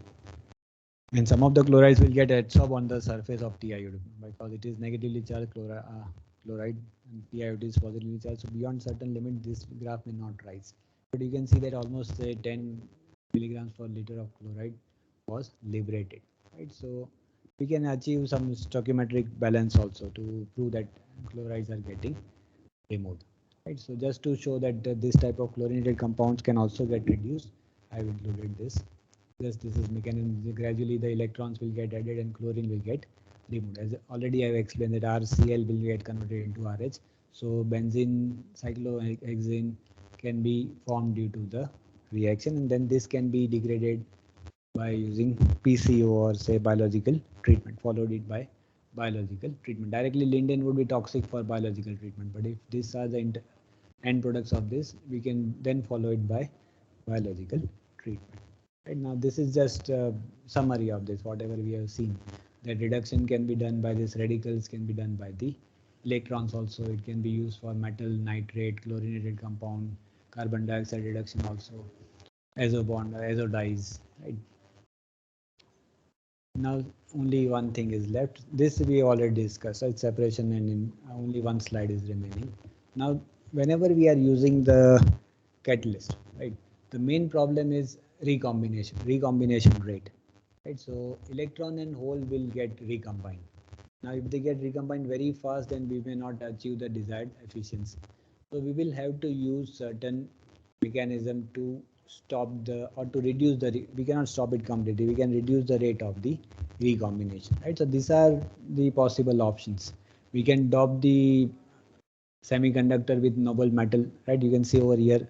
Suppose a metal is doped over here. It will trap the electron. Now this electron can be available for this. It will get trapped. So there will be no recombination with the hole. So metal will help in trapping the electron, right? So to further improve the efficiency, we may dope the TiO2 or any catalyst with metal, right? Generally, noble metals are used for this purpose. Similarly, we can use certain combination of graphite and TiO2 or carbon nanotube and TiO2. As these carbon particles are good conductors, the electrons will generally get trapped into this, and these electrons can be further used for the reduction, and it will reduce the recombination of the holes and the electrons. Right? Then certain type of heterogeneous catalyst can also be manufactured by using S scheme, Z scheme. That means electron and hole, there will be two semiconductors, but the transfer will be in the shape of Z. Electron hole and transfer will be in the shape of Z or S. Right? So hole from one catalyst will combine with electron for other catalyst, but the whole of other catalyst and the electron for other catalyst will be available. Two catalysts are utilized, right? So one electron and hole will get combined of opposite catalyst, but the other two will be available for our reaction, right? So it is a very detailed physics and chemistry involved in that, but just to give you an idea that to reduce the recombination between the electrons and the holes, these are the possible alternatives. Then sometimes we need only UV light. Some catalysts are there only in which UV light can be utilized. So certain active visible light active photocatalysts like this Fe2O3 or bismuth oxide can be utilized. We have seen the band gaps earlier. Certain catalysts are there which can work in the visible light. UV light is not needed. But if we want to use some catalysts which are active in UV light, but if we want to use it in visible light, then it can be modified by using certain transition metal. That means TiO2 can be modified by using transition metal, zinc, chromium or silicon. Similarly, this metal doped TiO2, if it is silver, silver will help in absorbing visible light, right, due to plasma absorbance, right?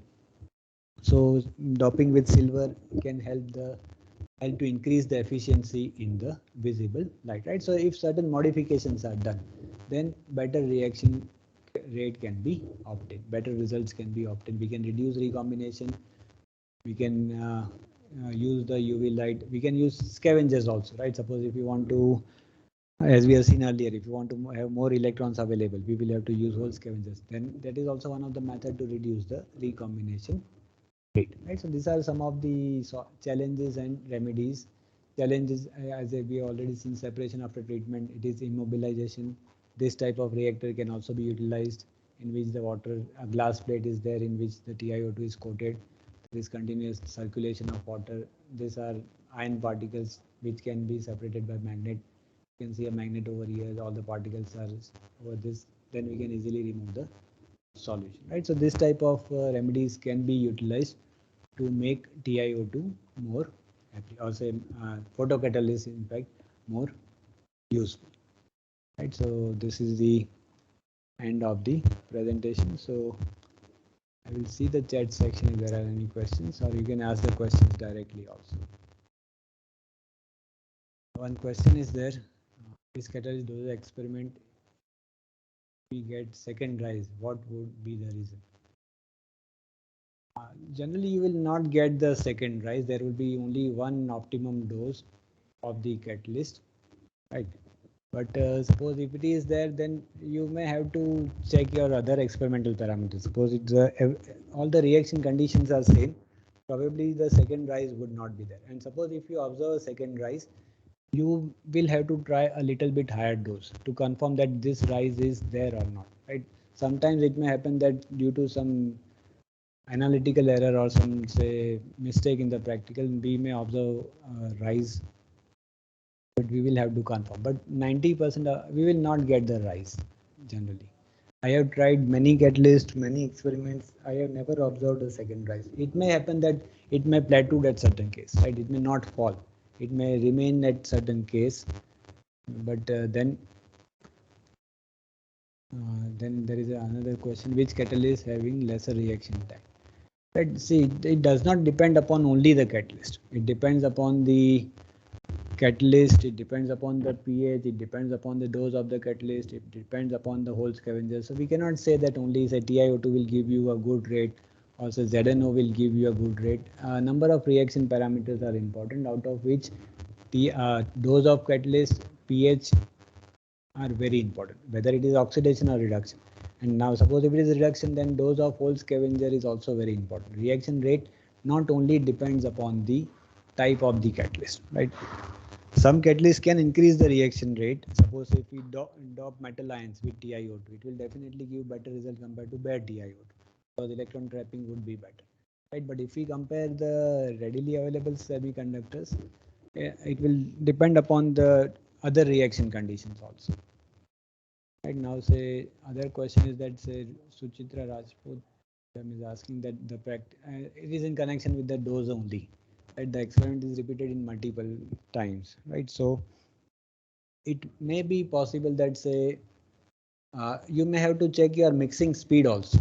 Right, suppose if you are keeping the reactor on a stirrer, and if you must be seeing a digital display on the stirrer. Right, so if you have not kept the constant mixing speed, then also the amount of particle getting agglomerated may be different at different times at different experiments, and then also the result can be wrong. I hope the doubt is clear, or if you have any doubt, you can ask directly also. And there were a few earlier questions by Suchitra madam regarding photocatalysts, right? So one question yesterday was if mixing was not done in the practical, then there would definitely be a problem. Uniform mixing is very important for the experiment. Then only you will get the consistent reproducible results. Mixing can be done in the beaker, or suppose say in case of immobilized catalyst, the water is continuously flowing. It should not be stagnant water, right? But otherwise, the reaction, the results would be different. Mixing speed is very important. Too much high speed, even mixing speed may be required to optimize sometimes. Right? I have observed that around say 500 to 600 RPM, we get the good results, right? Compared to very high speed or compared to very low speed.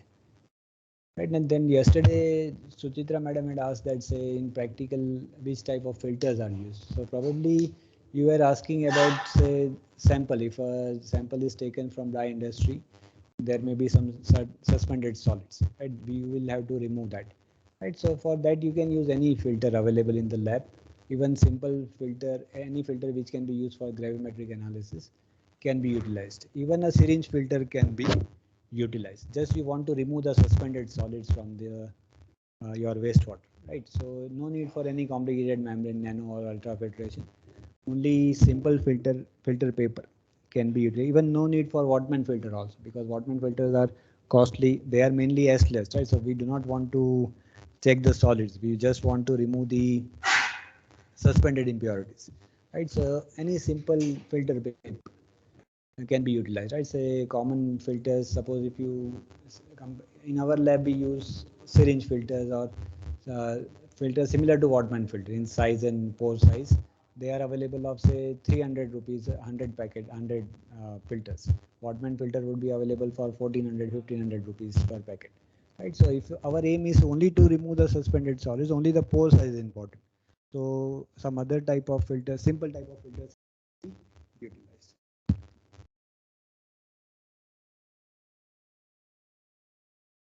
Any other questions?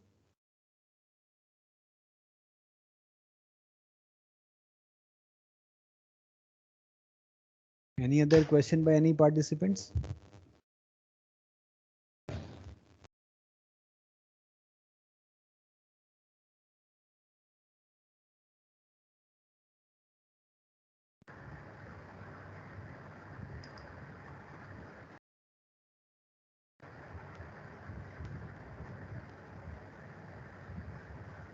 Okay, if any no questions are there, we will be ending the session. We are thankful to Professor Priya Shah for giving a very good lecture on this. So all the participants will be meeting in the next session, that will be 1 o'clock. After that session, your exam, MCQ exam will be taken of 30 marks, and we will provide you 40 minutes for it. So after the second session it will be taken, and then there will be valedictory. So we will give you the exact time of that in your WhatsApp account. Okay. So our next session will be starting at 1 o'clock.